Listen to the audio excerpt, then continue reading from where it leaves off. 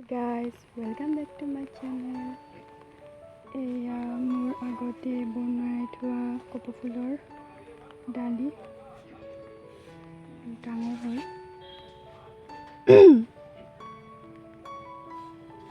মাটো ফাটা ফাটা লাগিছে, নিশ্চয় কাহ হৈছে।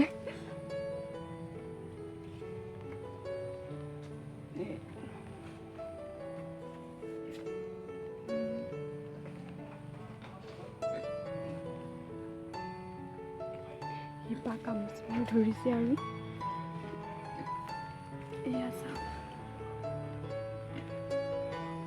বৰ্তমান বৰষুণ দি আছে, দিনটোত বৰষুণে দি আছে বাৰু।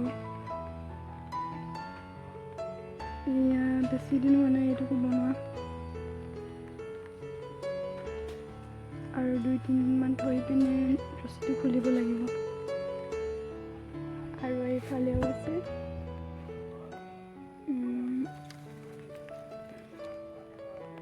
এতিয়া মই বান্ধি থোৱা নাই, বাৰান্দাত বান্ধিবলৈ বনাব দিছোঁ। বৰ্তমান গছতে আৰু অলপ বেছি হ'ব দি লওঁ বুলি ভাবিছোঁ। তেতিয়া ফুল ফুলিলে ধুনীয়া লাগিব। অহা বছৰকে এইটো অহা বছৰ নুফুলিব, প্ৰথমতে দেখুৱাটো অহা বছৰ ফুলিব। আৰু এইফালেও আছে, ফাৰ্ষ্ট এইটোতে বনাইছিলোঁ আৰু এয়া ৰছীটো খোলা হ'ল।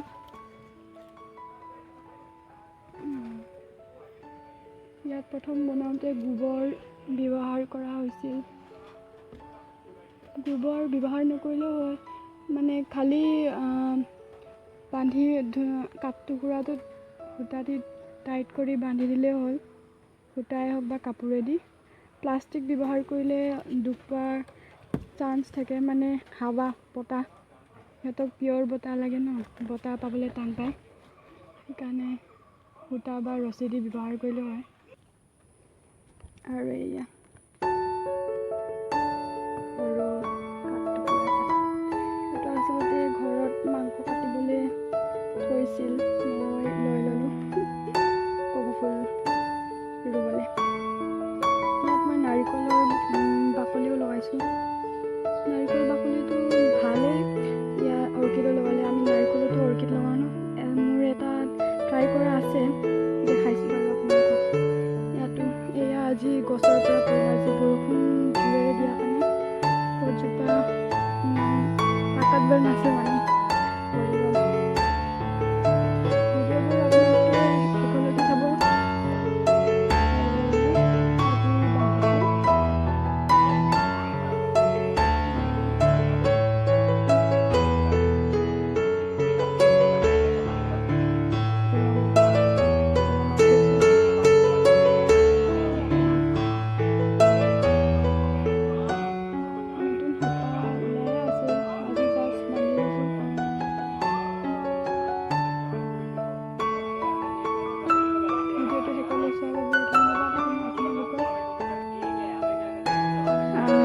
ভাল লাগিলে, ভিডিঅ'টো ভাল লাগিলে কমেণ্ট কৰিব, আৰু নতুন ভিউৱাৰ আহিছে যদি ছাবস্ক্ৰাইব কৰি দিব।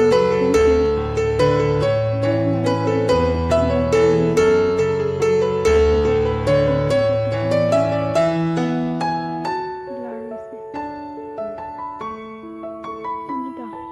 এইটো নতুন, তো ফাৰ্ষ্ট ইয়াত দুপা ফুলিছিলে, ইয়াতো এটা নতুন ওলাইছে।